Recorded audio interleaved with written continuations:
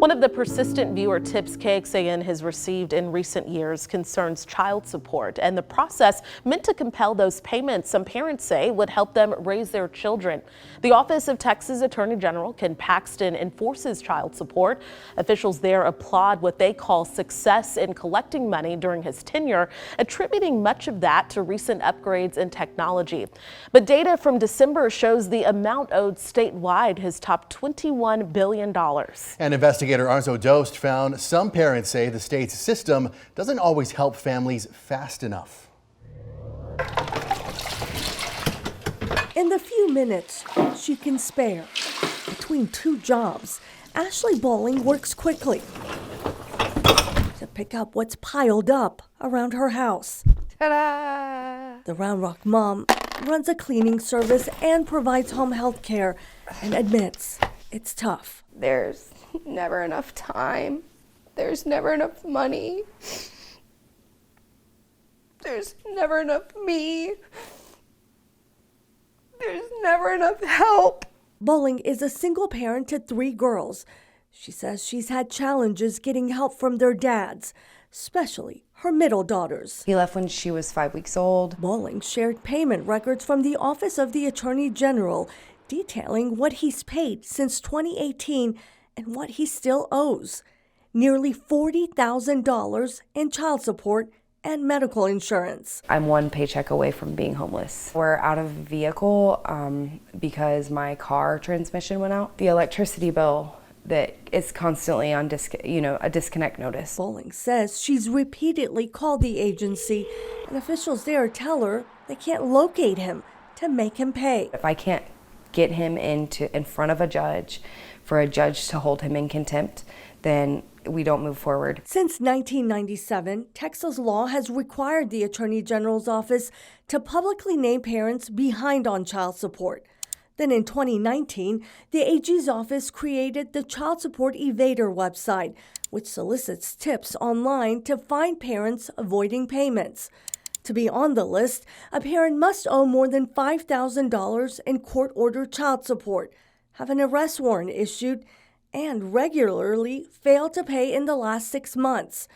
As of December, there were more than 410,000 cases falling into that time frame. Yet, only 7 parents are on the public webpage.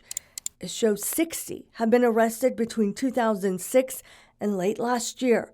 Bolling says her ex should be on that list, but he isn't. I feel for these parents that need help, and I really wanted to make a difference in that program, even though it doesn't get a lot of publicity, but it does really matter. At a recent Texas Senate finance hearing, Attorney General Ken Paxton fielded questions from state lawmakers considering his agency's latest budget proposal. Regarding our child support programs, does our level of funding enable your staff to respond timely to complaints about child support payments? I'm really pleased with what's happened with child support over the last, say, 4 years. We were trying to speed up the process because it was all getting stuck up in the bureaucracy, and we were trying to figure out how can we get these people help faster. So, what does Paxton's agency say it needs to do that? In the latest figures we obtained from the Legislative Budget Board, the AG's office requested more than $390 million for child support enforcement next fiscal year. That would be a $25 million increase from the current fiscal year's appropriation. For weeks, we emailed and called Paxton's office to ask how additional funding could help stop child support evaders. Hello, you've reached the press office for the Texas Attorney General. No one responded. General Paxton? Paxton also refused to speak with our team in person at the Capitol after that hearing. Still, we do know the state has found ways to punish many parents avoiding child support. In severe cases, parents have been sent to jail. And last year alone, more than 92,000 liens were filed on property, bank accounts, or retirement plans. Almost 82,000 passports were denied.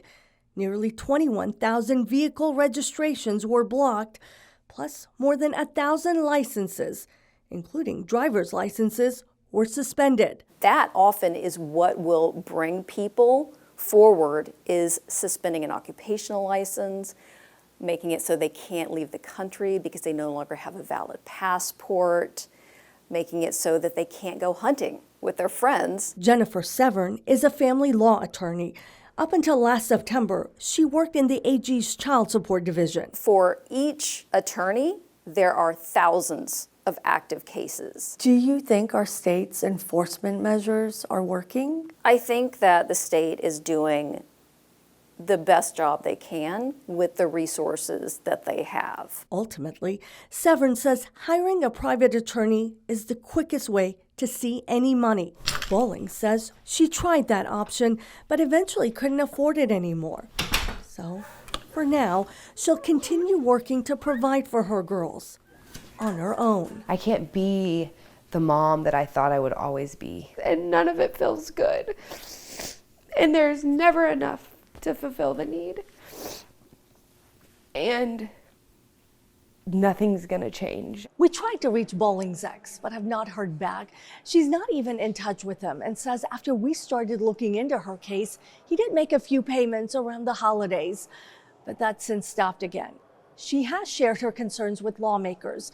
Now, this legislative session, several bills have been filed, including paying retroactive child support beginning on the date of the child's conception and lowering the interest rate on overdue child support payments. Senator Judith Zaffirini is behind that legislation and says lowering the financial pressure on overdue balances would encourage more parents to pay what they owe.